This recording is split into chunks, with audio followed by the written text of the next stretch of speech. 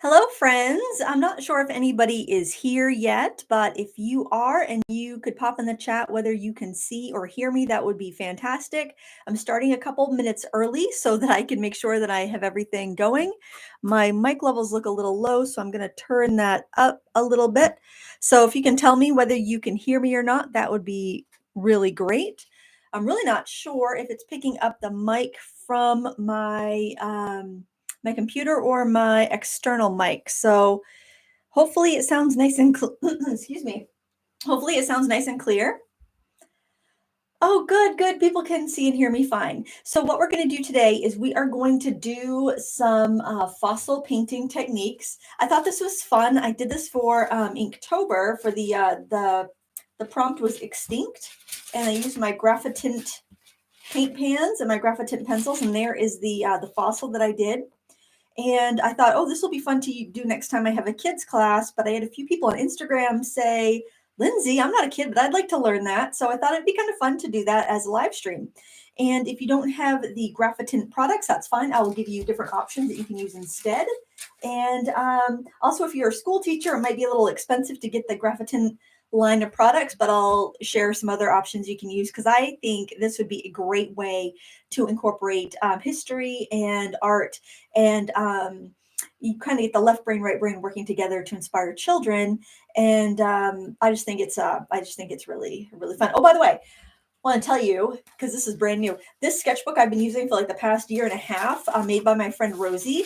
It's actually now available to purchase, and she's making them in her Etsy shop. They're all handmade, and I put a link in the video description in case you were one of the folks who were asking me about the sketchbook. You can now order them. I wouldn't wait if you're trying to get them for Christmas presents, though, because I do know there's a lot of time involved in making them, and I just want to make sure if you want one in time for Christmas that you can get it.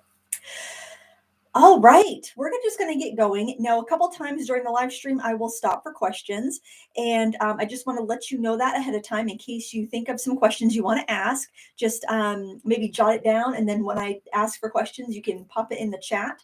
When you have a question, you can either tag me by typing the ampersand symbol and then the frugal crafter, and it should autofill my name, and that will give me a big orange banner, and I'll be able to see that you ask a question, or type the word question in all caps. If you have a question and it's not a question time, you can put it in there because we have some moderators and of course other artsy friends that might know the answer that can help you. And I'm also saying this because if you're watching the replay and you're like, geez, Lindsay, get on with the program, you can skip past those Q&A periods if you want to.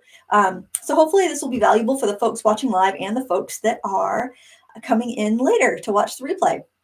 If you've never heard of the Derwent Graphitint line of products before, basically what they are a mix of ink and graphite. And so you get this kind of moody, muted, colorful, grainy type of paper, type of paint. And it's really beautiful. It's great for landscape painting, especially if you live in like northern coastal areas where things are kind of like gray and muted and rainy, and you just get that kind of desaturated color. They originally came out with pencils, and I've had these for a long time. I think they've reformulated them since I got my set. And then they recently came out with paint pans, and from 12 of their colors, and that's what we're going to be using today, the paint pans and some of the pencils. I also have a Derwent Inktense ink black pencil here because I want to probably define some of the fossils that we do. I thought to keep it in a fun theme, we would do nautical type of fossils, and I have sectioned off my watercolor paper into 4 sections. I have a just a tall one, a long one, and 2 kind of squarish ones. So we're just gonna jump in and get going. And I see everybody chatting. I haven't been able to really look at the chat and catch up, so I will have to go. Oh, Rosie's in the chat, by the way, the lady that makes those beautiful sketchbooks. If you have questions for her, then you could @ her. So if you type the ampersand and then you type her name, it will she'll be able to you'll catch her eye because it shows up orange for the person you're talking to. Oh, technology, isn't it wonderful? Now, one thing I want to share with you, to get the best granulation from your colors, you can use salt water. Now, I got to grab another jar because I just have regular water in my jar there. And it's up to you. Sorry if I sound far away. I'm going to get another bin of water. I always forget something. It's up to you whether you want to do this or not. There is, you know, it may deteriorate your paper in the long run using salt. I mean, it would be a long time in the future.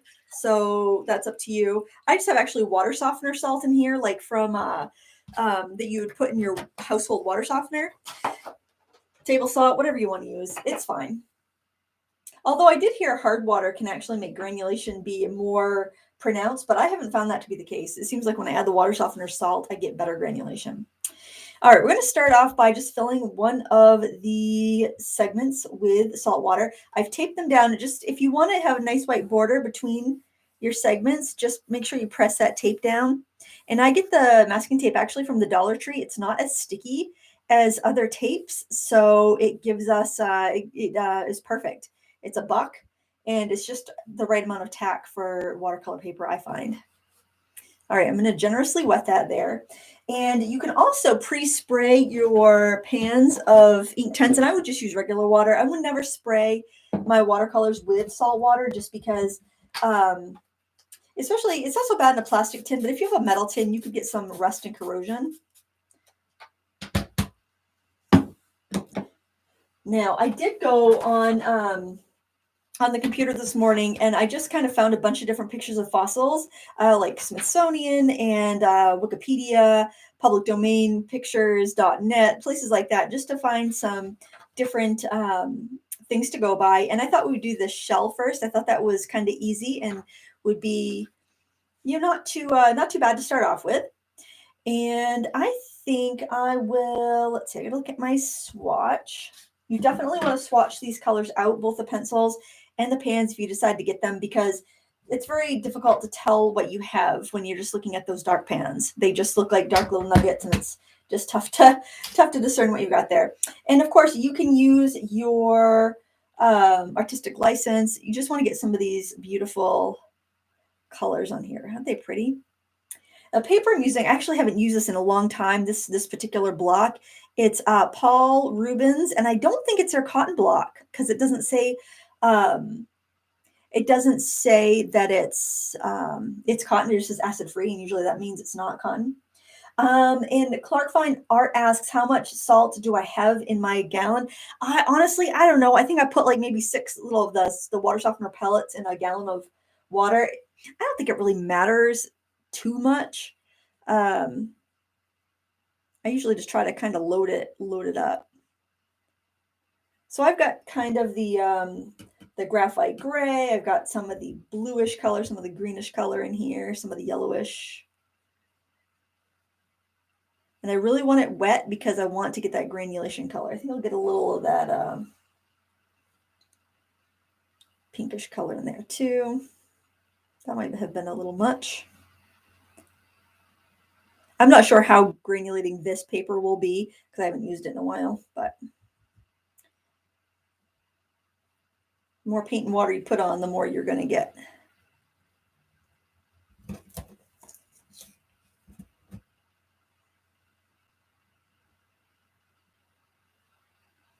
Okay. A little bit more. I like to have a little bit darker around the edges and lighter in the center where I'm going to put my image. All right, to get the granulation effect, you want to have it really wet, lots of pigment, and you want to leave it be once you put your design down. So I'm going to go into my Graphitint pencils now, and I'm going to go for some darker tones, maybe some darker browns. So if I look at my swatch here, I think that I think that's this cold brown or cocoa. I think cocoa would be a good one. That is number 15. My pencils have some of the writing wears off. And let's see, I'm going to start in the center here. I'm just going to start with a circle. And I'm just going to draw kind of a spiral.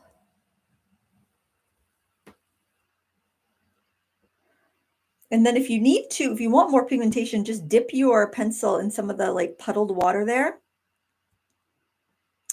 And I'll round, not in the center circle, but I'm just going to start pulling these little lines coming out from the center.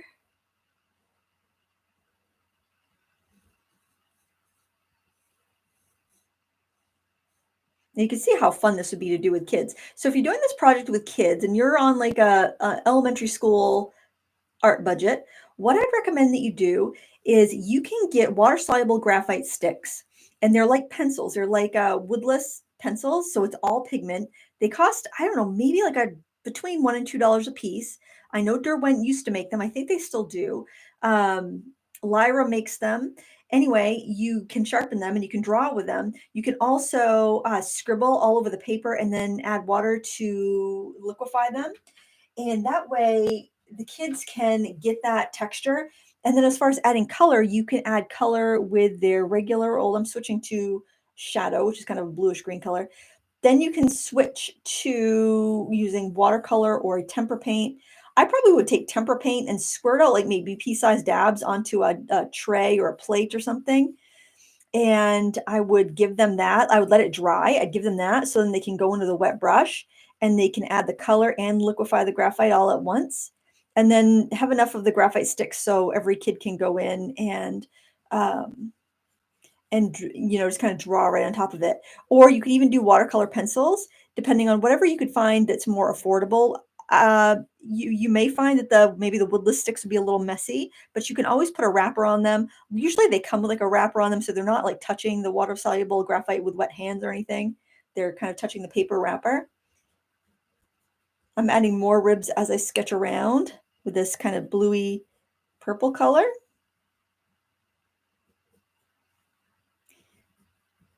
If you don't like those puddles, you can go in. What I recommend doing, you can either take a rag and dab it in there, but what I find works a little bit better is if you actually squeeze all the water out of your brush and then set the brush in the puddle, it will just kind of drink up that extra without leaving any weird marks. I was going to tape around the outside, but I thought I was going to lose too much real estate if I did that. We're getting some pretty granulation happening though. Okay. Let's see. I think I want to get some of that port. I love that color. It's kind of like a wine red. Now, one thing I will tell you though about the Graphitint pencils versus the Graphitint pan paints is that the pencils have a higher light fast rating. If that's important to you, I just wanted to put that out there. I have to say that I prefer the pan products from Derwent. I always loved the Inktense pencils, but then I tried their Inktense pan paints and I was like, whoa, I really like these. And they're much more light fast. For some reason, the pan paints in Inktense are a much more light fast product. With the Graphitint, though, the pencils have better light fast ratings according to the charts available from Derwent. I just want to put that out there. I know that's a big concern to some. Now, even if you didn't have the water soluble graphite and you wanted to do this project with kids, if you've got wet paper and you even go in with any sort of color pencil, it's going to like scrape the paper and give you some of that effect. So don't feel like you have to, buy anything special. If you have like barbecue skewers, they could go and draw with barbecue skewers and get a very similar effect. Just because it would kind of scrape the paper and the paper would it would suck in more of your watercolor when you did that. I'm all about making art affordable for everybody, especially children. And if you're concerned about the price and it makes you not let the kids do art, that's a shame because they're so process for it focused. You could go get watercolor pencils at Dollar Tree and they are going to love it. They're still going to have a good time with this. I'm adding some shadow. This color is called Dark Indigo. And you don't need the full set of 24. Just grab whatever color seems more appealing to you. I'm just kind of using this for some shadow. And I'm going to get the shadow more on the top of everything just because of the way it's looking in my reference. I was going to do a bunch of different like dinosaurs, but I'm like, oh, this will look so cool with nautical stuff. And then you could even mat it and frame it. Another fun idea would be to do this on scraps of watercolor paper or bookmarks. You could even do scraps of watercolor paper and you could do like you know how you can go to the department store or any of the craft stores and get those photo frames that have like all the little openings? If you worked on scraps of watercolor paper, you could actually put the You could put those little scraps behind the windows in those mats, just as they come. Now I want kind of a yellow ochre color. This one right here is called Sage. This one's called Sage, but it looks more, yeah, it looks more yellow ochre than it does. When I think sage, I think of kind of like a greenish, herby color. I'm really loving how this is coming out. It's really nice. Now we can add highlighting when it's dry. So if you feel like you've gotten it too dark, it might not be as dark as you think it is once it dries. And we can go in and we can highlight. There's a white pencil. Actually, we can use that on wet if we want to. If we know there's some areas we want light, we can use the white Graphitint, which I don't think contains graphite, to be honest, because it's white. Like if I want that center a little bit lighter, I can just go in there with that color. I can add some of it over here and give it a little dimension.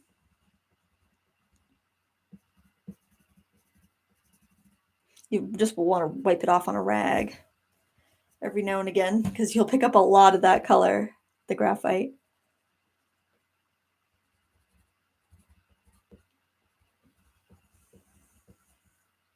And then I also grabbed a Inktense ink black, and I can go in and just add a little bit of definition where I need it. These are super vibrant. I really like the Inktense pencils. The only I have the blocks. I find that I love the blocks for fabric, but as far as like paper, art on paper, I don't tend to use the blocks very much. I tend to use the pan paints or the pencils. And since I got the pan paints, the pencils don't get out as much as they used to.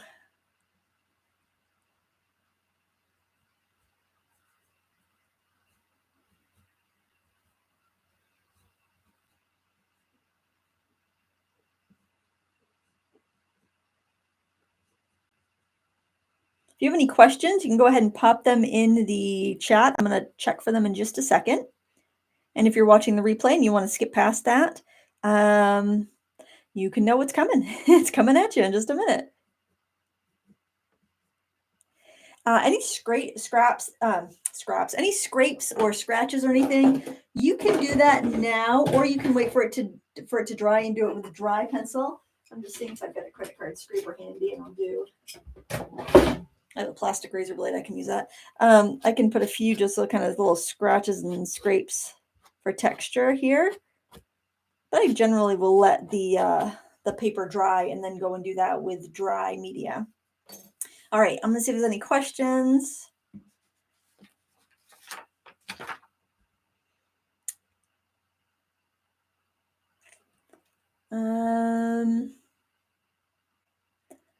Let's see. You don't have to use a black if you think that's too bold, but it will lighten a bit as it dries.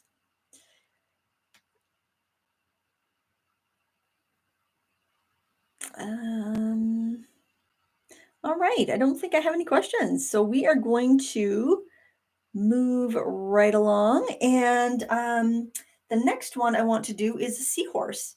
And I'm going to again start by wetting the paper here. We're going to do it in this tall one.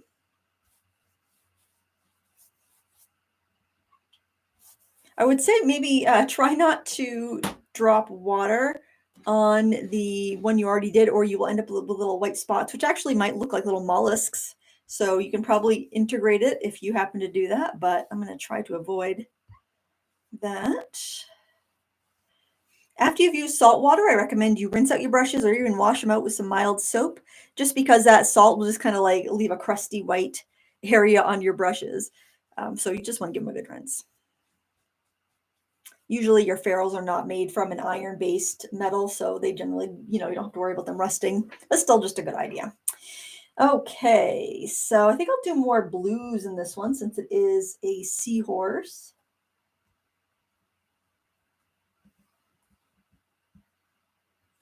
Of course, these are all nautical inspired. Oh, I like that, getting a little bit of a autumn brown, which is kind of like a reddish color in there. It looks pretty.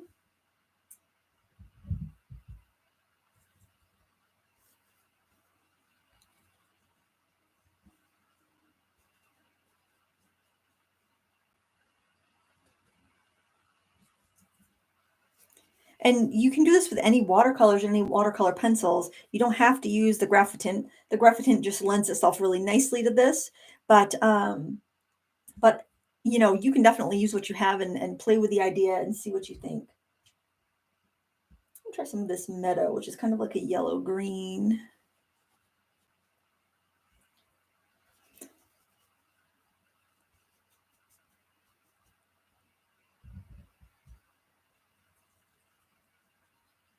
The slate green is pretty too. And these pans and the pencils are available open stock. So if you just wanted to buy a couple colors, that's an option. And if you use up a color, you can buy a replacement. So it kind of makes it a little bit more reasonable, I think. And they're not very expensive comparatively to other watercolor products. I think the pan set is like regular price, like $24, and the pencil set, I think the pencils run about $2 per pencil. The pans run about, I think retail is like $4 a pan, but like Blick had them for $2.39, I think, per pan. So, you know, definitely as far as like products that will last pretty well, I think they're a decent value. All right, so now we're going to do our seahorse. Oh, Joe Maskey is here. He is one of the wonderful moderators that can answer your questions if you have any. I'll show you the seahorse. So very basic shapes. You don't need to get into a lot of detail. You don't need to have a lot of artistic experience. So don't be intimidated by this. So I'm going to start with a long, straight shape that is the seahorse's back. I want to get a little bit closer to the edge there. And then I'm going to bring the tail around. I'm going to try to fill this space pretty well too. So artistic license can come into play, you know. Sketch that in. You can be pretty primitive with it, which I think is really fun. This actually, you could do a lot of different things as far as like, you know, primitive art. You could use this for like, you can even do like cave art type studies with the kids. If you're a parent who homeschools, it's definitely a great way to get your art curriculum and your science curriculums together. I know for me, I was always really interested in art, and anytime there was like an opportunity to do like a extracurricular project for like extra credit, I would always try to do something like artsy. Reshape that a little bit. I got that off a little bit. A little fin back here. I think I need to make that tummy come out a little bit more.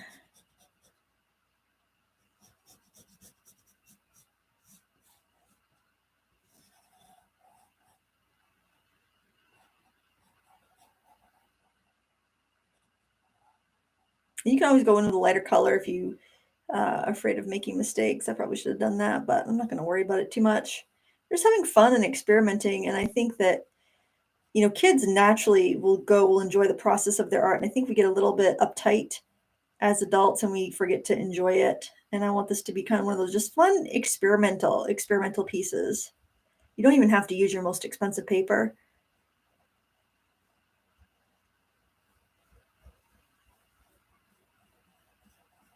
I bet you could even use charcoal sticks. That would be another budget-friendly thing you could do with the kids, because you could use, you know, charcoal from a campfire. All right. Let's see. We've got this kind of spine going down there, and then one going that way.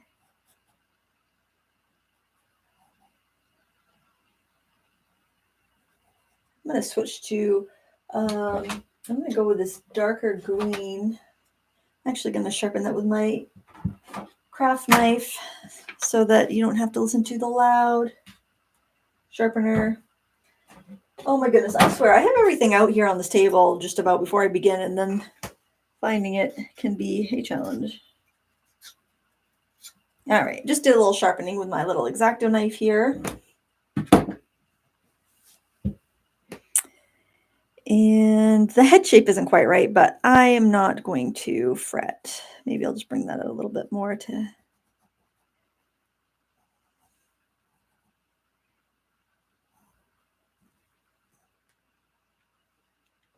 Okay, you've got kind of a dark ridge here.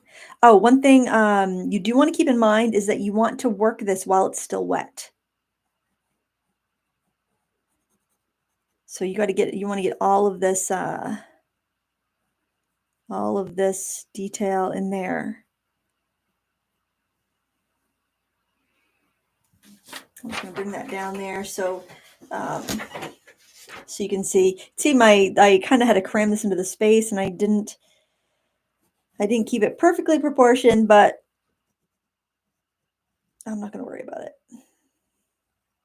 So we're going to make these kind of scalloped shaped lines, kind of connecting the ridges.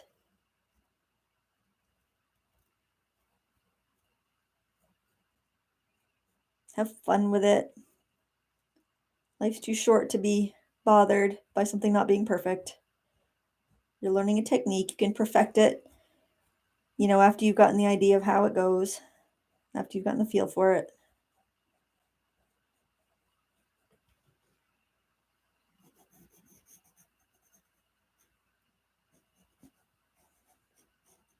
It's nice to see everybody in there chatting. Love seeing friendly people getting along. I think I'll do some overall toning on the seahorse too. I'm actually trying to put some pressure on as I'm doing this so it does scribe the paper a little bit, because I'm thinking I want to go in and put some like colored, maybe go in with a little bit more of the intense pan paint. So I am trying to scratch it a bit just to make sure I can keep some of that texture. And then this just appears to be dark, and I think I need to make it a little bit longer. It seems a little bit short.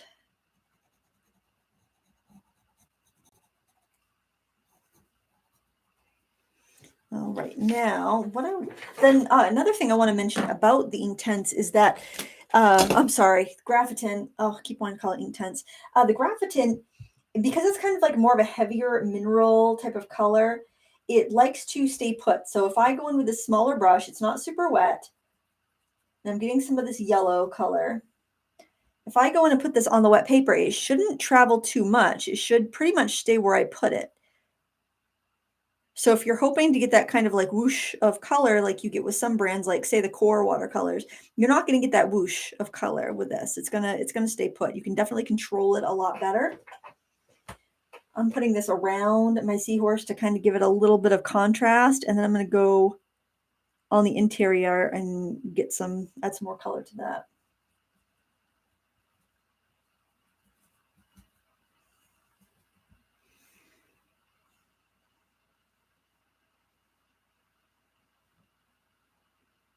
And don't worry about mud, because we're going for real earthy tones. Mud is only mud if it's not what you want.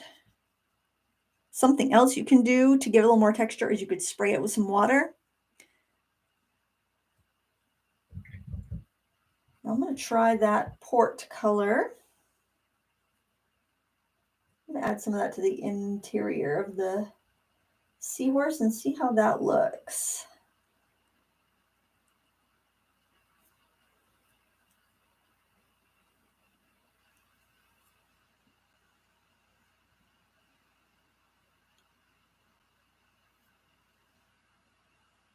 You don't want to fuss with it too much.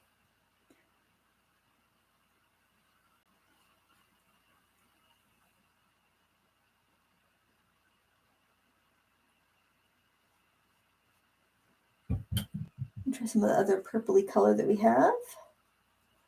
The thing I like about the Derwent is if you want that look of granulation, which is really popular in watercolors, it's a cheaper way to do it.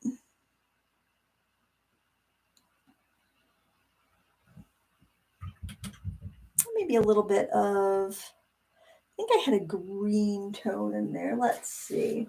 The greenest color Would probably be the slate green. It's not really that green, but I feel like I kind of want some of that in there too, into the body area.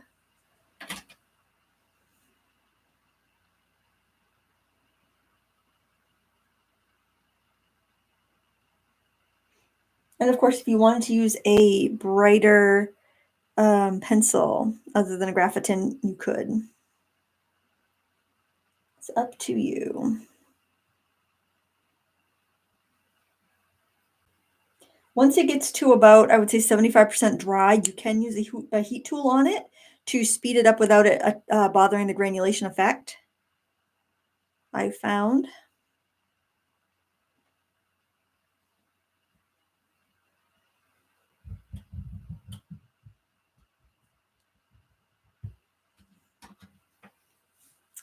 And I'm just going to go back in here and get a little bit more detail if I can. I've got wicked glare where I'm sitting, so hopefully I can see it well enough.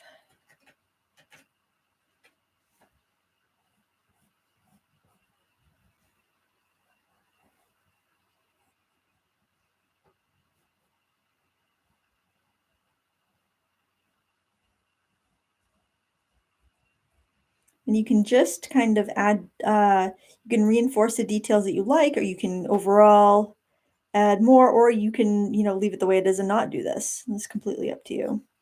I felt like I just wanted a little bit more definition here.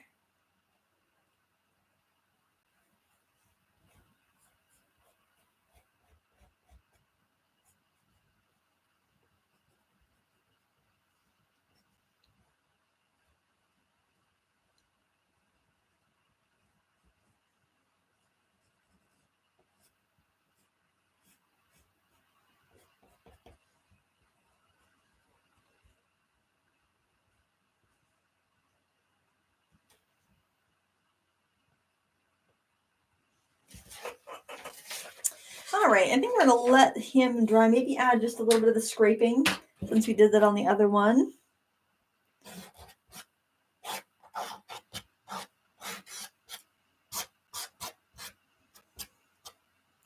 Okay, this next one I thought was really cool looking. It was like a squid, and there's not a lot of detail here, so really gonna have to. It almost looks like it's part horseshoe crab with a bunch of tentacles on there. So we'll just be using our imagination for this for the most part, and having some fun with it. I think a really fun project you could do with kids would be to be like, what do you think the dinosaurs look like, and make your own fantasy creature. I think that would be really a fun kind of thought experiment for kids, and would really get their imaginations going in that way. Everyone could participate. It wouldn't be like, how good of a drawer are you? How good are you representing something that already has existed? It could be a little bit more imaginative, which kids usually don't have a problem with anyway. But I think it would be a really fun experiment for them. I'm going to start off with a graphite gray. Now this, if you wanted to just get one color of the Graphitint and use it with your other watercolors, I'd probably recommend this graphite gray.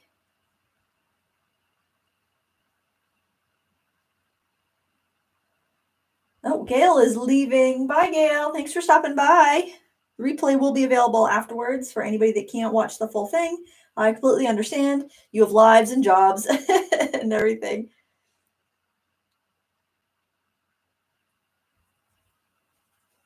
I'm so glad that YouTube does a thing now where you can see the live chat like afterwards.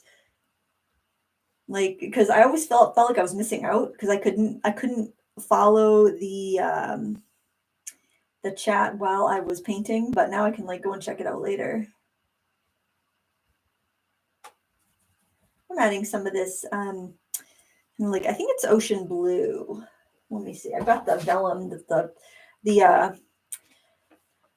Derwent pan sets come with a vellum piece that goes in there that has the name printed. This is actually steel blue. Ocean blue is one that's a little bit brighter blue. I love the texture in there. I hope it stays after it dries. I hope it still looks like that.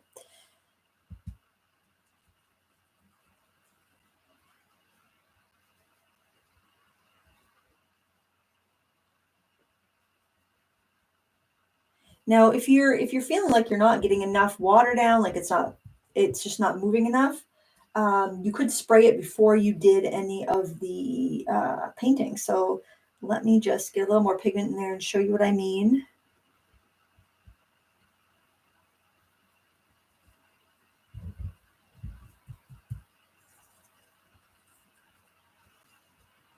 That slate green is really pretty too.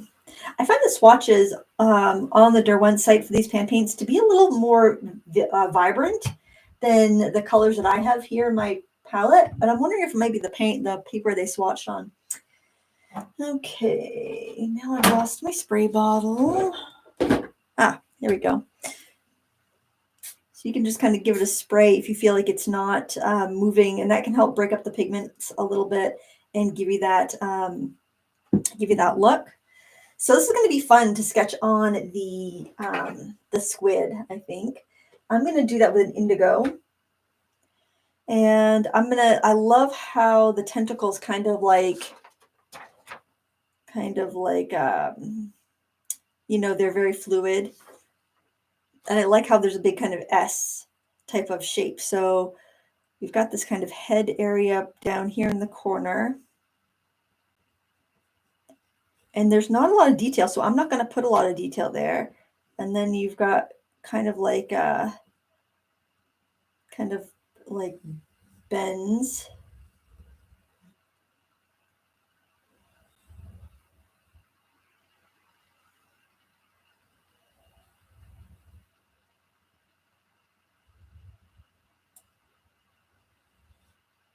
Jellyfish should be cool too. I don't know if they have fossilized jellyfish. I don't know if they would have enough substance to fossilize, but squid do, so maybe.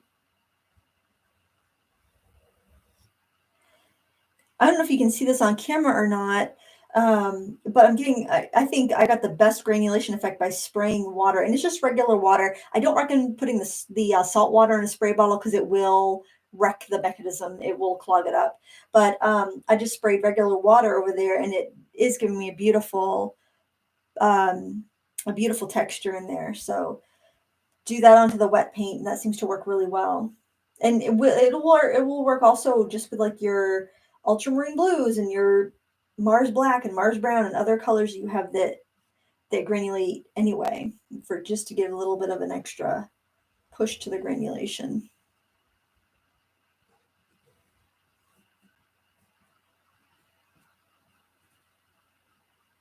I'm going to look at my reference a little bit closer. I'm actually going to flip it over and see if I had another one. No, I didn't. For some reason, it double-sided printed. I feel like I want an eyeball.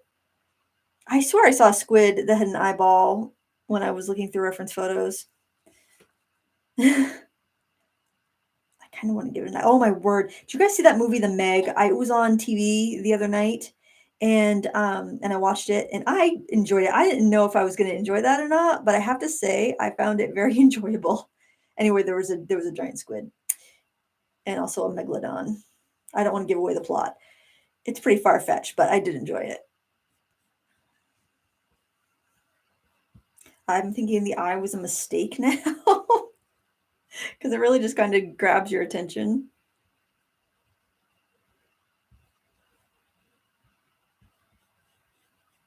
There's no mistakes. You succeed or you learn, friends. You succeed or you learn. This reminds me of like in Doctor Who, they've got those what are they called? I think they're called like the Ood or something. They're like those creatures that have like squid tentacles on their faces. I haven't watched Doctor Who in a while, but that's what this reminds me of. Fun and fanciful. It's kind of fun though to have this kind of like not descript, like fuzzy shape. It's kind of fun to it's like, ooh, I can make this a water dragon or something. There's a reason why I didn't teach science. I was listening to a podcast the other day, and it was an intelligent podcast with but the podcast hosts didn't know if reindeer were like real creatures or not. And I just found that so like, what do you mean? Okay, reindeer are real. They did not know that reindeer were real. I thought that was so like interesting.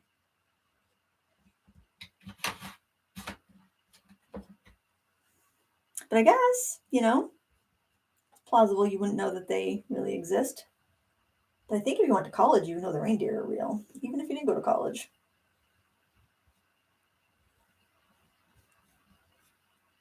I'm adding red for contrast. You don't have to do that.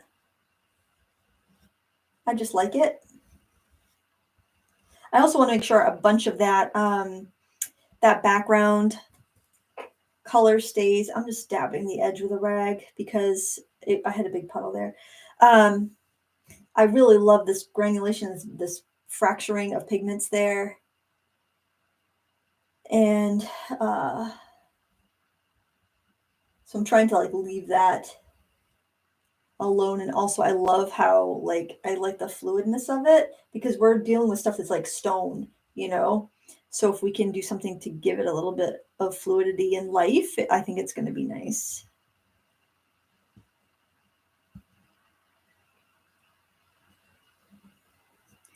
I apologize if anyone's had questions. I just saw an orange banner go by. I think that was a question, but I will go back and answer questions. Oh, I just like this red. It's almost like red, white, and blue.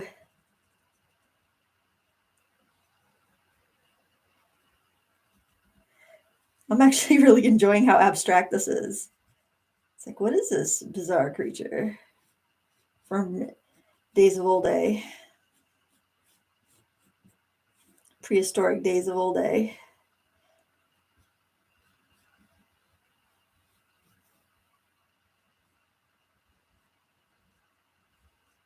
I don't know if I want to add much more to that. I kind of just like it the way it is. Maybe a little bit of greeny tones.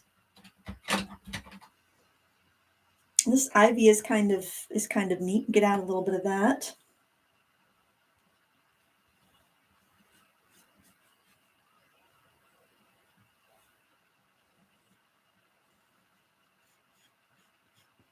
If you were uncovering fossils, you would have to very gently remove everything that isn't the fossil from around it. And that's kind of how I feel that this project goes, because you kind of find a little bit of something you like, and then you're just kind of trying to just enhance those little bits you like and not disturb the rest of it. So it's kind of similar, I would think. I've never, done a dinosaur dig or anything. I would think that would be kind of somewhat similar. Or like when Michelangelo was asked how he carves his beautiful sculptures, and he would say, "The sculpture is there. I just remove everything that isn't the sculpture." All right, maybe I will use the black on this one. That looks really heavy to me now, but it does look very stony. So we will see. So I've got to be very discriminate about where I do anything here with the black. You know what this reminds me of, though? Like when they do the Chinese New Year celebrations and they have the dragon, the dragon costume. That's what this reminds me of. I love seeing that.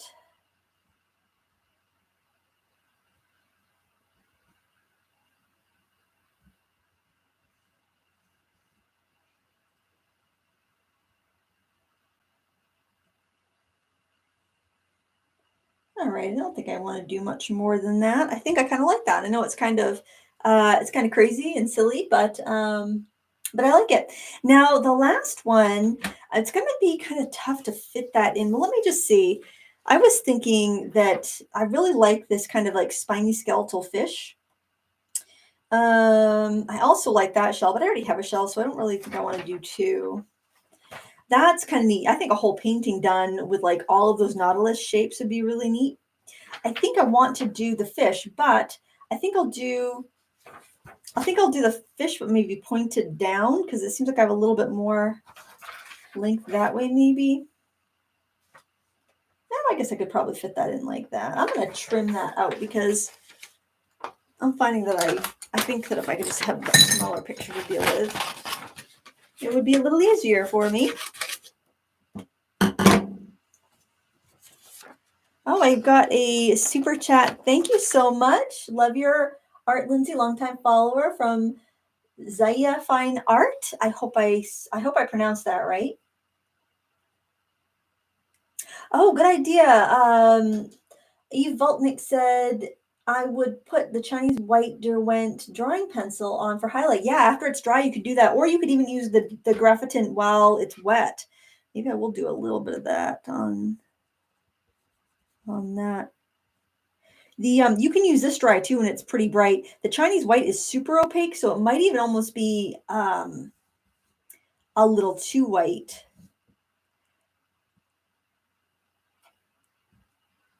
I have to let him dry.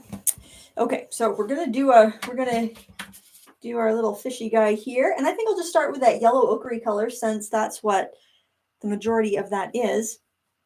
Oh, I figured out how to get my camera closer so I could be zoomed in a little bit more. What I did was I put a selfie stick. I clamped a selfie stick to my overhead mount so I could bring the camera a little bit closer. So thought I would share that in case anybody else runs into a situation like that. All right, I can clean up this on my palette while I'm at it. And I like the spraying, so I'm going to do that again. Now, funnily, I don't think that's a word. This color right here is called russet in the pan paints, but the russet on the pencils, looks like that, like a russet potato skin. The russet on the pan paints looks much more like a yellow ochre. And maybe it's because my pencils are older that I have, maybe they've reformulated it, but when I think of the color russet, I think it would be a little bit more like a reddish brown.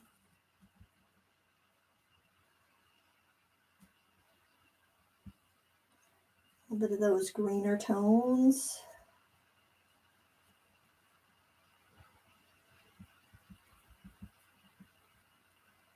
A little bit of the gray. And I'm going to give it a spritz of water.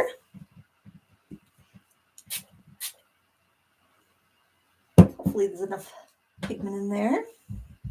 And I think I'm going to sketch that on with I think I'll use the russet pencil actually, because then it's not going to be too different for me to get the, that's chestnut actually. It wouldn't be too different for me to get that shape down, and then I could accent it once I'm sure I have everything just the way I want it. So I'm going to have my fish pointing downward. I'm just going to start with the spine. This is a fat fish, so hopefully it fills the space pretty well. The spine's going to go into the nose area.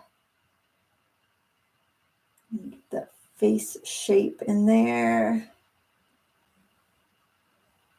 And get the fish body shape.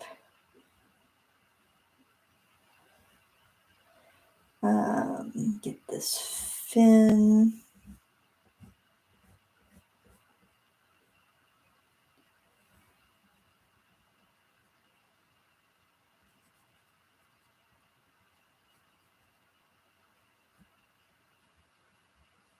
That top fin.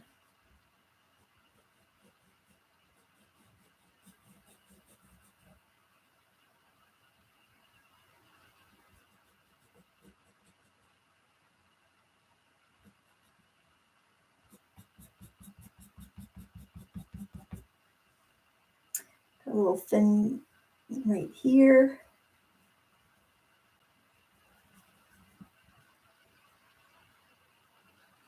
Reminds me of rubbing plates, like the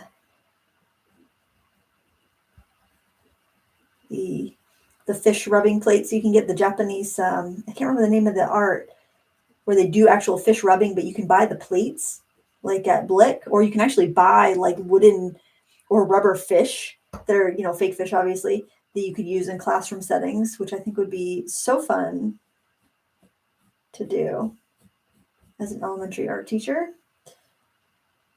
Now, it seems like there's a bunch of ribs on this fish.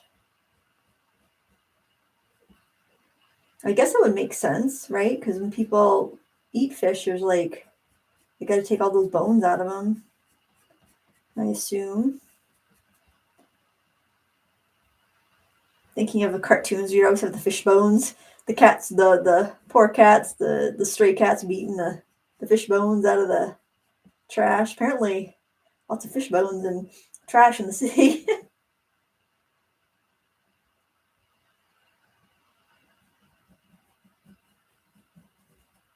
All right. I want some more color in there. But I think I'm going to do that with pencils. This color is cocoa, so it's a nice dark brown. I'm going to go in and start adding some of the darker areas like the under the spine here. And under this ridge of the fin. Oh, it's amazing how the fin was captured in that fossil.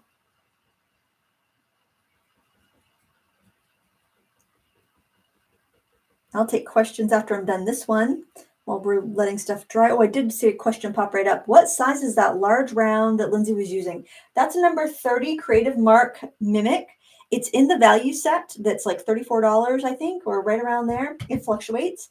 And I use that so much. It's wonderful. And I actually use the big flat brush that's in that set a lot for dusting crumbs off my paper when I'm drawing. I mean, I do use it for wetting the paper too, but I use it a lot for as a dusting brush. I just happened to catch that question as it was coming by. But I will take some more. And I'm done with this. And the shadow there on that side. I think it'd be really cool to like divide up a sheet of paper and do a bunch of these and almost have it kind of like a curio cabinet type look.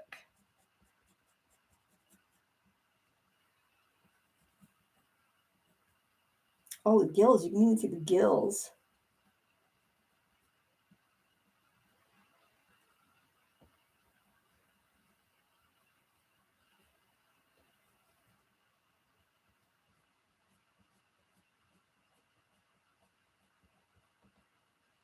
It's very freeing and direct to do this because these lines you put down, you're not going to be able to like lift back up. They're going to be permanent, which I think is kind of fun. I'm going to go in with some paint with the brush. Let's see. I feel like everything's a little too warm in this compared to the other colors. So I think I'll try some of this slate green.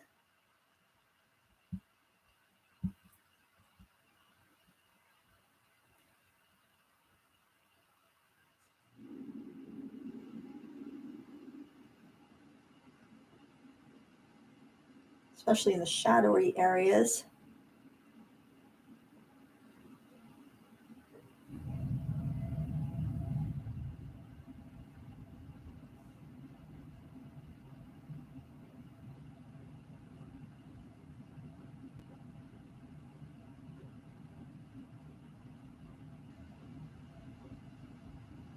And let's see, maybe some of that port color, because that's kind of a cool red.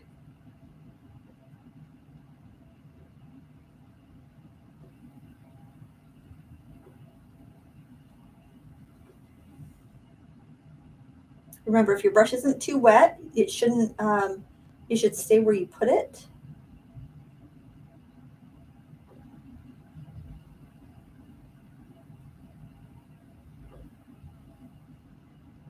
Oh, look, there's little bubbles from, I must have splashed some water on there. There's little bubbles on there, which I think looks really good. I'm going to try not to disturb those. They look neat. I think I want to go with a darker one of the graphitints rather than using the Inktense. This one right here is called Midnight Black, but it is not as black as the Inktense. So let me just scribble this out. That's Midnight Black Graphitint. And let's see, where'd my, right here, here's the Inktense. So you can see how much darker the Inktense is. The Graphitint, that graphite really softens the color, so that's what I'm going to use here now. I'm trying not to rest my hand in anything. And actually, I'm going to sharpen this with my X-Acto knife.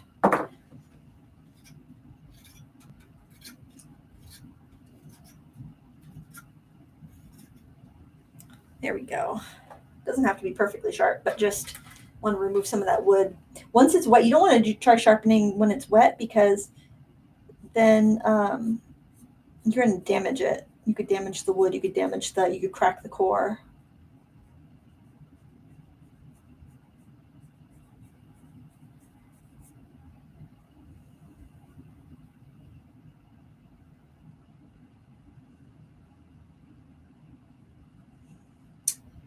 And pull little flicks up from the spine just to give a hint of where those rib bones are.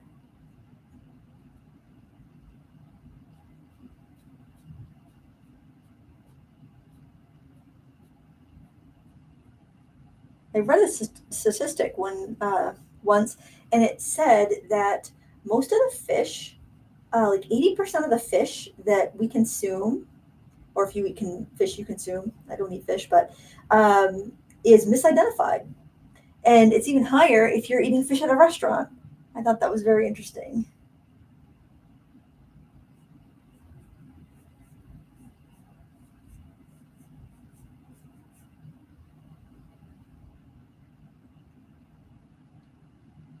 Ooh, somebody said the color of the fossil depends on the color of the minerals in the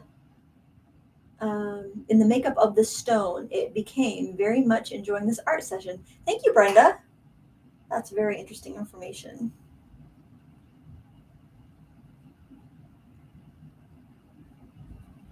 Yeah, I don't think I want to do too much more to this one. I think that I'll probably just let that one dry and then maybe add some more details to it. I kind of like how simple that is. And I think I will add a few scratches and try not to mess up the little bubbles because I think the bubbles look so cool. Oh, if you want to do highlight though, you could scratch right on the fossil and kind of squeegee some of the color away. This is awkward for me to reach in at this angle, but I also want to keep everything on camera.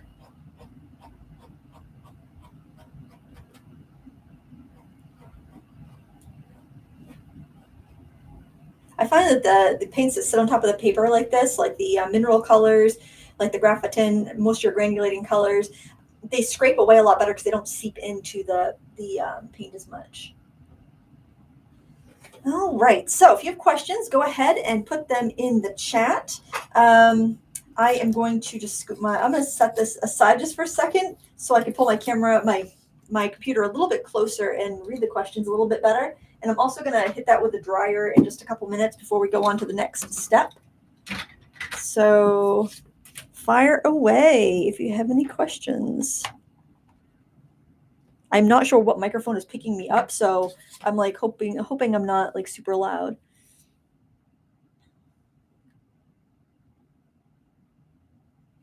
Oh, yes. Penny Cormier suggests plant fossils would be interesting too. They would. And you know what would be funny? If you did like a wash of the Inktense or any of your watercolors, went and got get your leaves beforehand, do your wash of colors, and then lay the leaves onto the wet watercolor paper with all the pigment and let it dry. That would give you a fossil look with the plants. And that would be another really fun project to do with kids. Or it'd be great to do as an adult. Can you imagine how pretty that would be? And then you frame it and you put it in like a guest bedroom or a bathroom or something. It would just be so serene and calming. Oh, I'll have to try that. Most of our leaves and plants are kind of on the out right now because it's getting to be cool. And I'm scrolling back for questions. So if you have any questions, just type the word question in all caps. So I'll be able to, it'll catch my eye. I'm just kind of scrolling back through. So if you're watching the replay, you can scoot ahead if you want to. It'll be a couple minutes before we start the next section. Clark Fine Art says, selfie stick. Oh my goodness, that's a fantastic idea. Thanks for sharing. Yeah, I know some of you guys do videos too. So if we can help make it a little easier, why not, right? Joe says it's similar to the Chinese dragons back on our squid.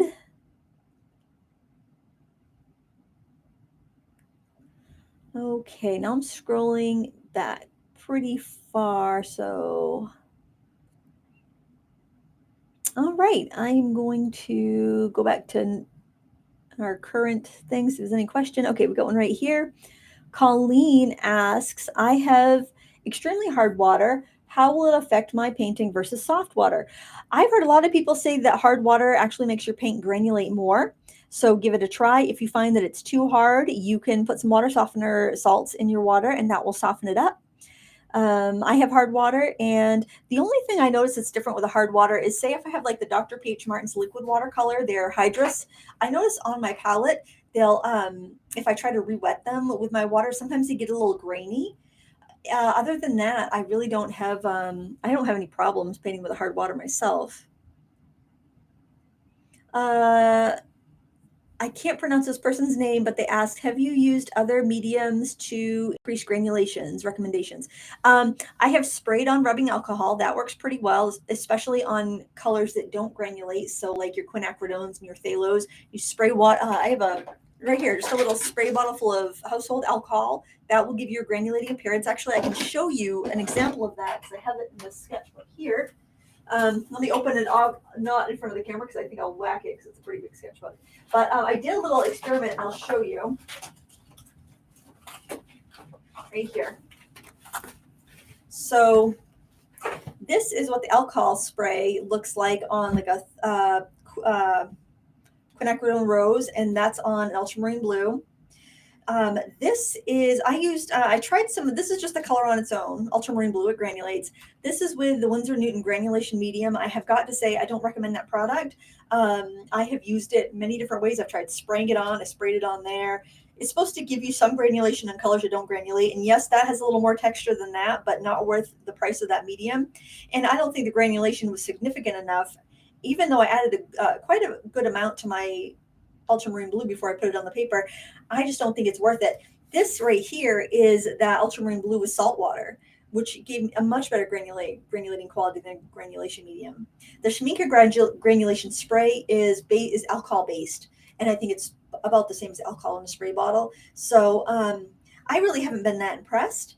But you can give it a try. Maybe you'll have different results with your water. We run a water softener, so we have hard water, but what I paint with has been softened, so it really shouldn't affect it either way very much. So yeah, I don't really recommend it. I find a lot of watercolor mediums to be, quite frankly, pretty disappointing, and I think you're better off just to buy good quality watercolor paints that do what you want them to do. All right. I'm just seeing if there's any other questions that have come up. And if not, we're going to get out the dryer and we're going to dry our paints.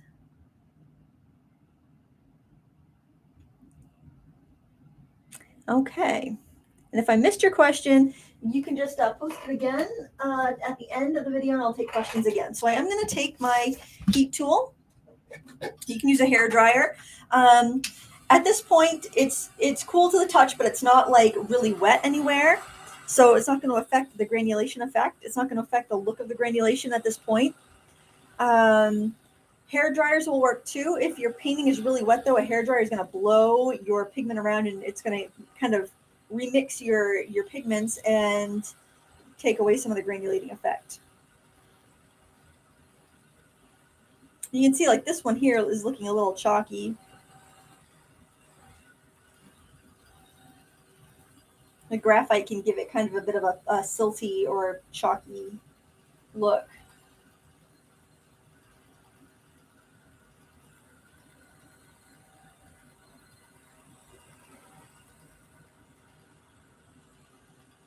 And it doesn't have to be bone dry.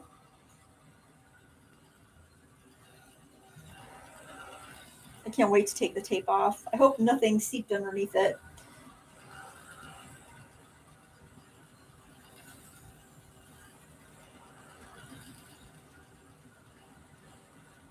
Get another question from Ian Jackson. If I have the Inktense set, what would you get them to work with them? I would get just the graphite gray, just one pan of the graphite gray, or one of the just water soluble graphite blocks that they sell, whichever is, I would actually try to get the darkest graphite block that you could get. It might actually even be stronger than this. And you can add that to any of your Inktense because I believe the color from these Graphitints is the Inktense India ink. product. That's what I heard on another review. I think it was Becca Hilburn's review. She recently reviewed the Graphitint products too.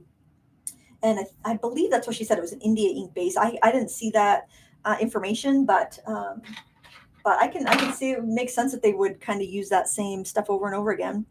I'm using the chestnut brown. I'm gonna do just some some texture, just some kind of scratches on. I think I'll do these two. More of the chestnut scratches on these. With some of those scrapes.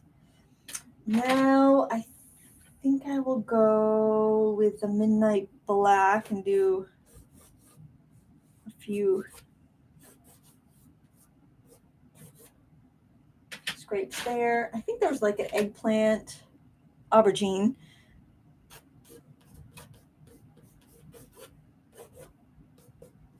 Some of that there. And now, I'm going to slide that down. I got a little bit off camera there. Another question from David Zeller. Have you ever used something like Daniel Smith's Lunar Black mixed with colors to achieve effects like you had today? It works pretty well. Yes, I have, David. I actually mixed the Mars, which is Lunar Black is PBK 11. It's also known as Mars Black in other brands. Yes, I have moved that. That's really great for mixing with dye-based colors. So kind of like what we have here, it's just more of a charcoaly look versus a graphite look. So it just depends on what you're going after, but that's a nice granulating color. It's also magnet activated. So you could put a magnet under your paper and you could move the pigment particles, manipulate the pigment particles that way. So you could do it without a brush. Now, when I use this dry, you see what's happening here? I don't know if you can see it or not. Let me just color in an area just so you can see. Do you see how it's shiny? I'm going to tip it to the light and hopefully you can pick that up on the seahorse's snout. Can you see that shine? Kind of where the eyes would be.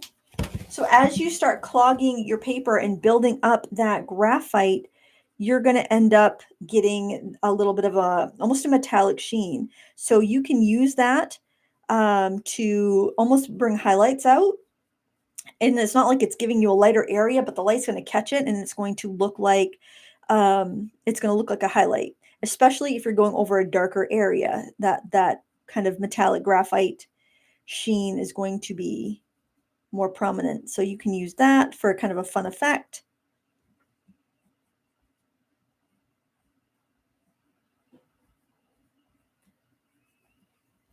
And it also just kind of helps you get that kind of sketchy, scrapey look that you might want. I'm just doing accents here. I'm not doing anything too crazy. We can do the same thing over here on our Nautilus shell. I'll try to catch questions too if they're posted as we go along. I think getting the graphite sheen, it really depends on what's underneath it for it to show up or not. But I think that's also part of the fun and part of that kind of like the process, enjoying the process of our art instead of just the product. I think this would be a really cute project to do on small greeting cards, and it's so graphic and pretty and unique. I love this aubergine color.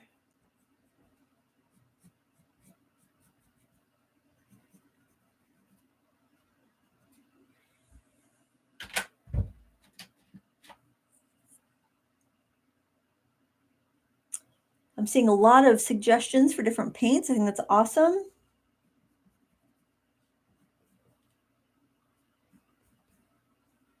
A little bit of yellow to accent the purple. I'm going to give that a quick sharpen with my knife. This color is called, it's weird. It's called Sage, but it definitely looks more like a yellow color. Could be my weird old set.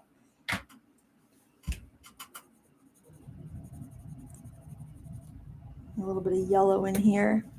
So you can do contrast by the values, which how light or dark something is. You can also do contrast by color. So if you've got purple and you want to accent things, you can use some yellow. Yellow and purple are complementary colors. They are opposites. They are across the color wheel from each other. They look nice together, but they also make the other color seem more intense because the color vibrations the colors are so opposite each other. They make the colors vibrate against each other and look a little stronger. This guy here, I think, needs a little bit of maybe like an indigo or ocean blue.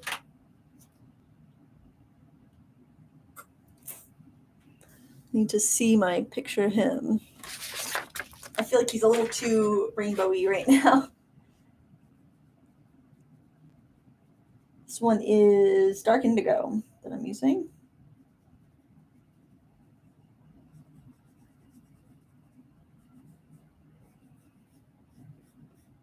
And this is also a great exercise in just kind of like trusting your gut, because you are kind of dealing with very abstract shapes. You can't see all the detail that you would like in a photograph of a modern animal. You can't see all that detail. You've got to make things up. You've got to really look for any sort of hints about what is there. I think that's kind of neat.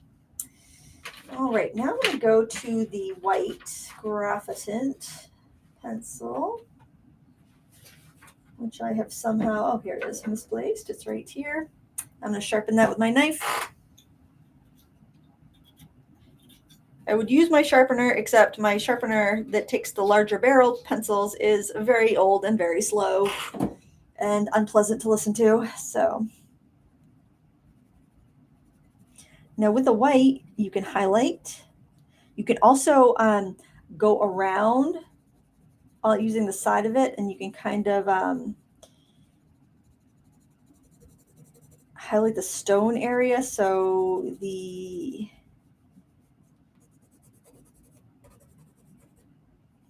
fossil will kind of look raised or sunken depending on how you have it colored.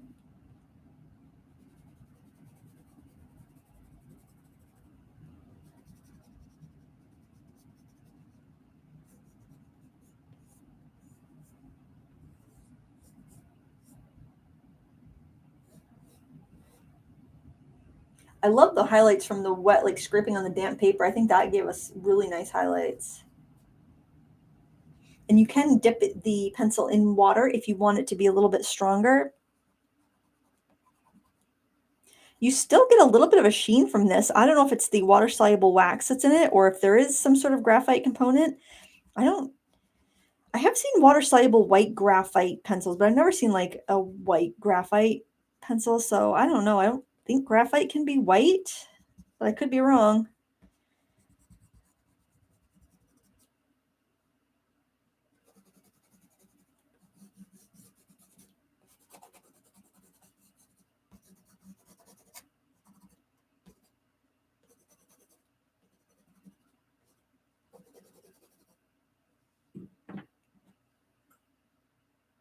My ears thank you for not using the sharpener. You got it. No problem. Okay, now I'm just deciding whether I want any bright highlights, either by dipping this in white. I don't think I want to use like anything really bold because that's going to be really, really light.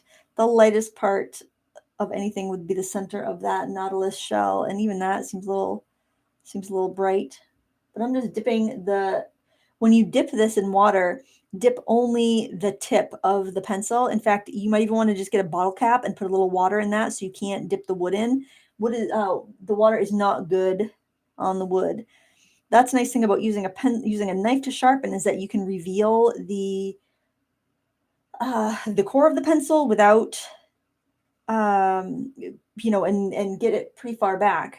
You don't waste any of that pigment, and then you get that wood out of the way so it's not going to be getting wet. And Derwent doesn't recommend that, by the way. They don't recommend the dipping of the pencil. I did ask for their official stance on that.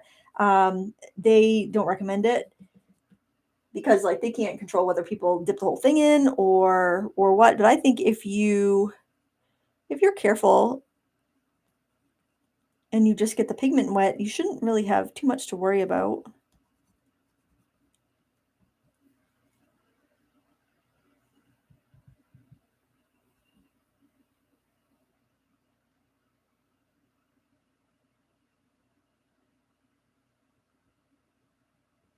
That might be a little too bold, but you know, play with it. It's just a fun process and a fun thing to play with.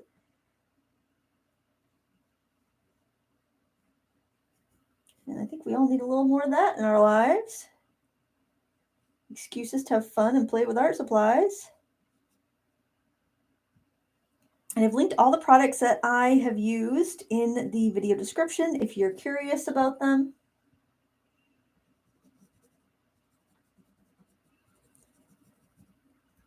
And they offer open stock, so you can just buy a pen or a pencil and see what you think before, you know, investing in a set if you would rather.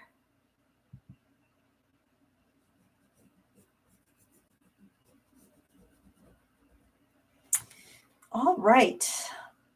Not so sure what I think about the seahorse. I feel like the seahorse is really dark and heavy compared to the other characters here, or the other fossils, and I almost feel like that's a little bit too light and airy.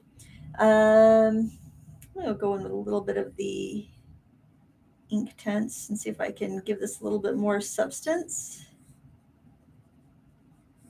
But I think this is also one of those things you could just kind of pick away at and just keep fussing with for a long time. And I really don't want to do that. Let's give this guy a little more definition. I think I'll call it a day. Although I do kind of wonder if I add some of this to that seahorse, even though it's darker, if it might give me that bit of contrast I need. I don't know. Let's give it one last dry because we don't want this paper to be damp when we take our tape off. If you have questions, go ahead and post them in the comments, and I will look for them as I'm drying. Ian Jackson says, what present would you dry pencil work to the wet work, or does it matter? Oh, I'm not saying I think I understand that question. Maybe would I use a different pencil if I was working on dry paper? Maybe that's a question. You know what I think I would probably use? Probably the Derwent drawing, because it's such a muted palette. I think the muted colors, we can try it, guys. I mean, I don't have any plans for this painting, so after we take the tape off, if you guys want me to try it, I'll try the Derwent drawings on here, and we can see. That was a suggestion that Eve Volknick made. And I know I'm mispronouncing her name. She said, just call me Eve, Lindsay, when I try to pronounce her name. But yeah, I think that would work really well. Let's see, we have any other questions right here while I'm drying this? Yeah, new people joining us. That's wonderful. Remember, the replay will be available afterwards. So if you are joining us late, you can catch up. Okay. Yeah, Tracy says, yeah, try the drawing pencils. Let me just grab my tin of drawing pencils. I'm wondering, maybe I should leave the tape on then. Oh, my tin is right over here. This is what the Derwent drawing pencils look like. This is actually the old style because it's got the old logo on there. But I think now it may have a fox on the tin, but it doesn't matter. I actually had a bunch of these open stock before I got the set. They're really, really wonderful. Very light, fast. Okay, I'm going to look back at my reference here. Let's tackle the seahorse, since he is giving me grief. Let's try a really, really pale green.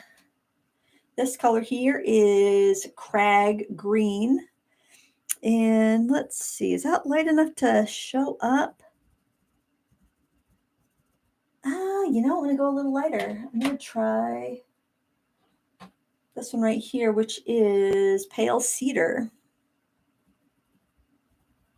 Oh, these feel so soft and buttery after the ink tints. That's funny. If you've never tried the Derwent drawing pencils, they are kind of like a Conte crayon. They kind of feel like a Conte crayon. They're, I don't know how to, it's like they're dry, but yet creamy at the same time, but not like as creamy as a Prismacolor, kind of like a Conte crayon. They're just kind of smooth,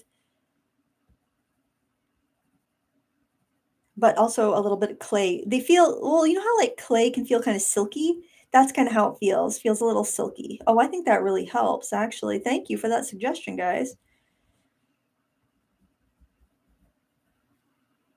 And I will go back and look for questions. So if you posted one while I was doing this, don't worry, I will go back. I think maybe a little bit of a pinky peach or something in there too. This one is called Light Sienna. Don't want to lose all my contrast. And let's take a few of these colors and just kind of also just give it a little bit of a scribble there. And maybe I do need a little definition. I'm going to try the, oh, you know what? I'm wondering if maybe a brown would be better than like a blue or a black. This is chocolate. Let's see. I'm almost seeing a little bit of a shine from these too, so I think it must be the wax that's creating that bit of a shine.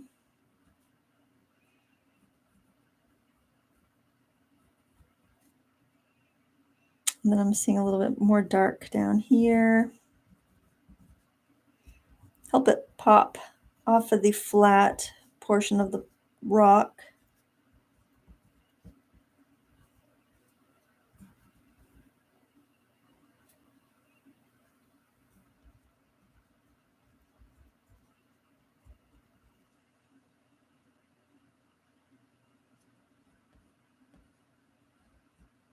Ooh, you know what I could do? I could actually bring back some of the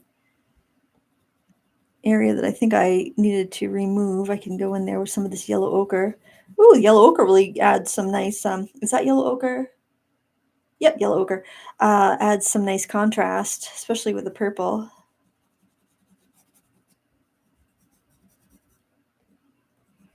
A little bit into the body too, just to help pull it together. Very sketchy. I love this kind of sketchy stuff.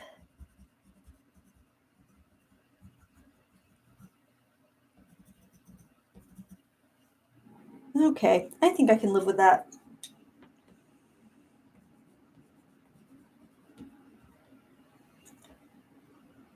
Oh, Ian says, Joe says, Ian was asking how much wet versus dry work do you think is based on, do you think is based, would you do? Oh, how much wet versus dry would I do? Honestly, if you play your cards right, you could do, with this technique, you could do it all wet into wet. The dry work, I think more comes if you've overworked something and then you're kind of like, bringing it back, or maybe if you didn't work something enough and you need to get a little bit of that detail. Like I feel like that fish is pretty well fine the way it is, and that was pretty much all wet into wet. And probably it's because like it was like the last thing I did, so I was much more comfortable with the whole process. So I think I think the dry work, a lot of it comes out as kind of like a way to fix things. Let's see. Do I want maybe a little bit of the brown, the chocolate brown in here? I tried to reuse the colors from cell to cell just because it will make the painting as a whole a little bit more um, a little bit more harmonious.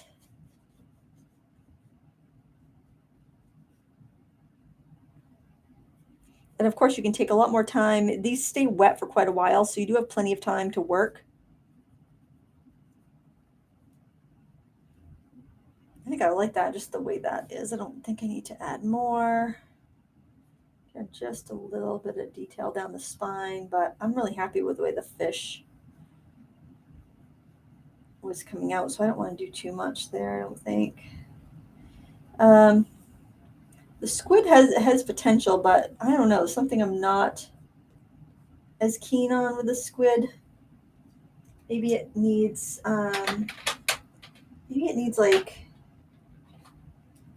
this color is smoke blue. Maybe something like this could help unify it. It feels like, I feel like I've got so many colors going on in this one, it's just not working very well. If I can add something to most of the parts, that might help it work a little bit better.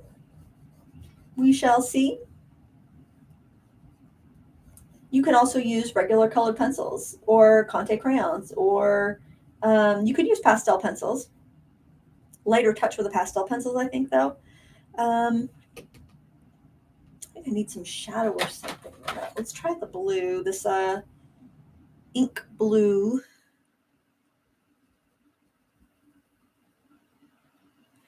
And I will go back and look for questions just as a reminder. I keep thinking it's like Friday. I don't know if it's because I used to do my live streams on Friday, but it's been like feeling like Friday yesterday and today. I don't know why. It's cool. It's Tuesday, time for the weekend.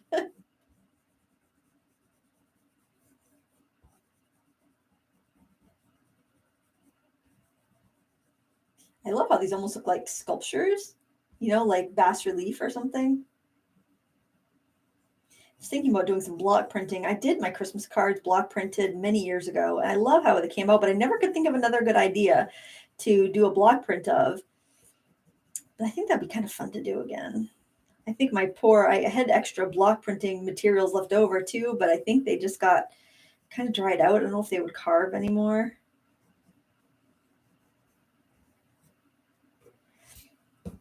Okay, just give a little bit of scratchiness. All right, let's take our tape off and see how it looks. David Zeller has another question. Don't the original squid have white to clarify each tentacle? The original squid. There's some highlight on the top ones. I could add a little bit of white in there on the top. On the top side, it's a very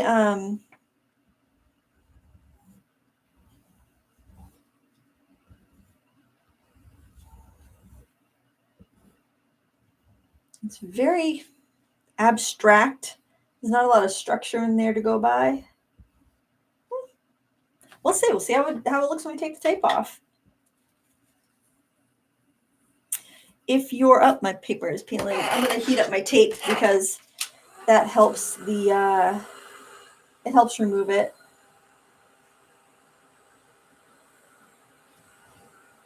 See how much easier that is.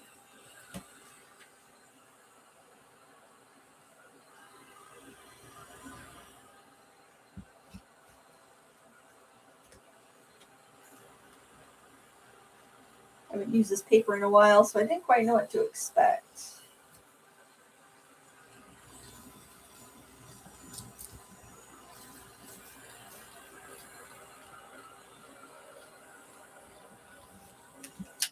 All right.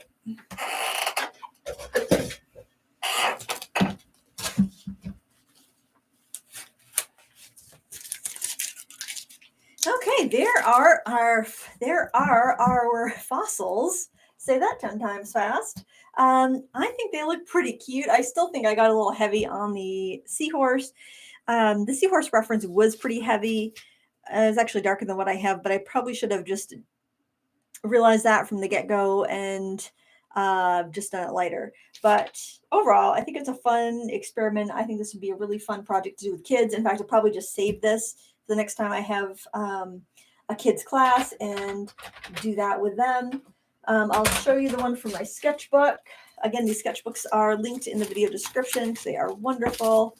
I have to put, when you're using Graphitint though, the colors will smudge in your sketchbook on your facing pages. You can use fixative, or you can put like a tip in, like I did here, of just deli paper. But this is the other one there that I did when I was doing my Inktober thing. Of course, my work is usually better when I'm just painting and not trying to describe what I'm doing, but just to give you an idea of how else it can look. So there you have it. I'm going to look for questions now. So let me just try to make a pleasing arrangement on my table for you to look at while I'm answering questions. I might even just move myself to the other side of the table so I can, I don't know if I can fit all that in there, guys. Let me cover up the ugly, cover up the ugly seahorse. There we go. Trying not to bump the microphone.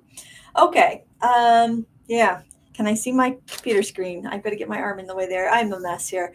Okay, I'm going to work my way backwards through the comments. Let's see. And now I'm not sure what microphone is on me, and I'm probably crinkling right in front of one of them.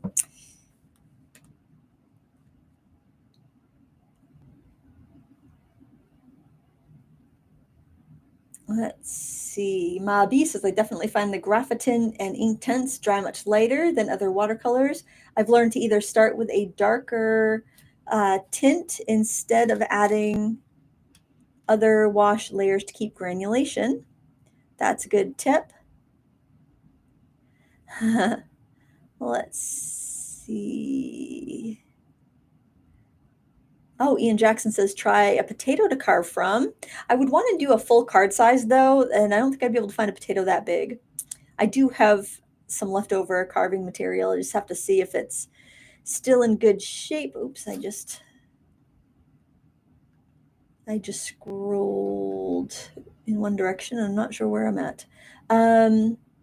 Question, can you lift the Graphitint like watercolors or erase and get highlights? Yes, you can erase. In fact, let me just, this is a pretty big eraser, but let me see, maybe I can show you here. Now I do have some of that drawing pencil on there, so that's going to affect, but you can see I got the Graphitint up on my eraser. It does erase. It can leave staining ink behind. But yes, you can definitely do that. And you could even rub it and like polish it a little bit too and get that shine on the Graphitint, the graphite shine if you want to. So keep that in mind, either to use it or to avoid it, depending on what you want.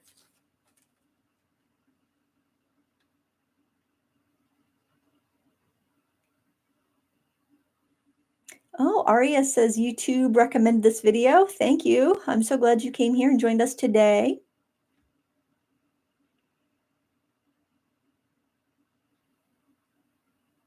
Oh, now I see Aaron's clarification about what percent of dry work to wet work do you like best. I think it just depends on what the picture needs. I'd like to work wet into wet, especially for backgrounds. I feel like you get a lot more bang for your buck, and it looks a lot more natural when you start off with wet into wet. Helen says your paper didn't work. No, this is a block of watercolor, so it's kind of like how a watercolor pad is, and all the sides are bound, and then there's a little, I can show you actually. So I got a butter knife here. This is a watercolor block. It's so it's like a stack of watercolor, and it's got this little slot here where you put like a bone folder or a butter knife, and you slice off the top layer. I apologize, my hand goes off the screen because my screen is bad. It's showing me like a mirror, not a mirror image, but showing me like a backwards image. So like I move my right hand and it's on the left side. You know, it's just weird. It's like I trained to be a weather girl once before they were like hiring only people with meteorological degrees. And it was so weird to like, when you had to point to the map, it was like you point in the opposite direction. It's very weird. But anyway, so that's why it's so flat. It was bound on all four sides. It was from a watercolor block. They're a little bit more than a pad of watercolor paper, but you have the convenience of not having to tape it down or stretch it. Let's see.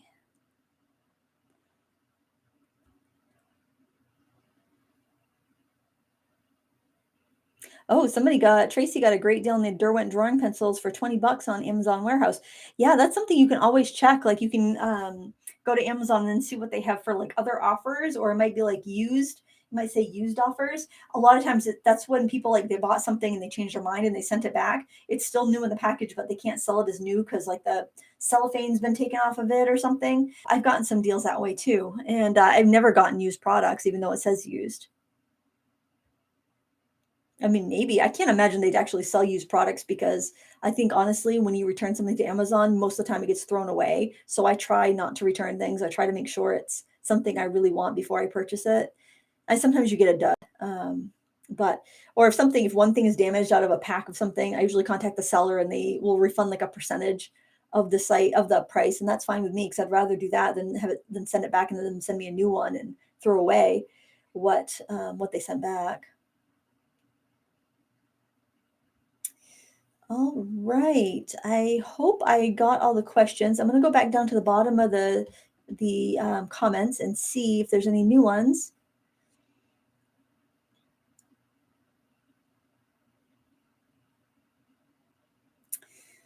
All right. I think.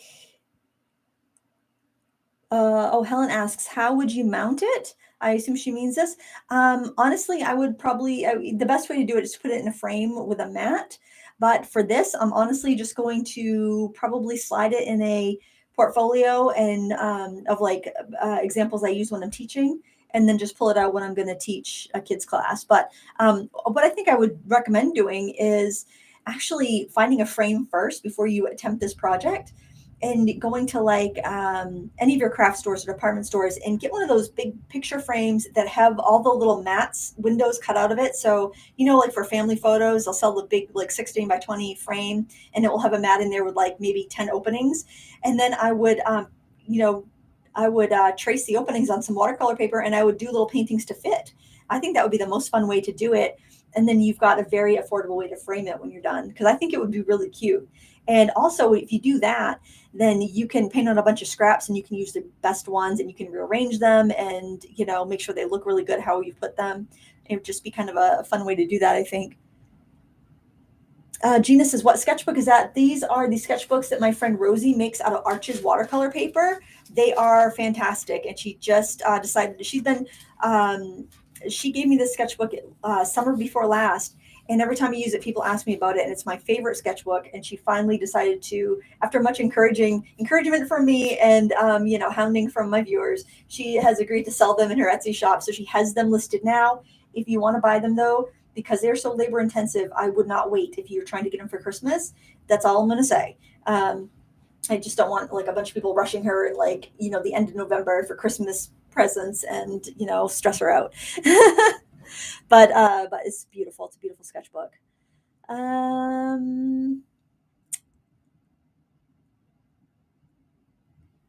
I think I am caught up. All right. I think I'm going to tidy up my studio. It's kind of a mess in here.